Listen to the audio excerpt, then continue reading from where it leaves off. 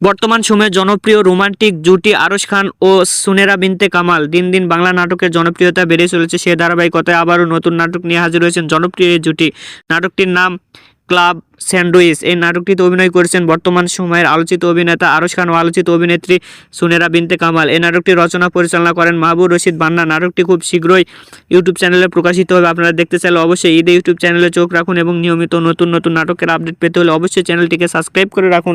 পরবর্তী ভিডিওর জন্য অপেক্ষা করুন।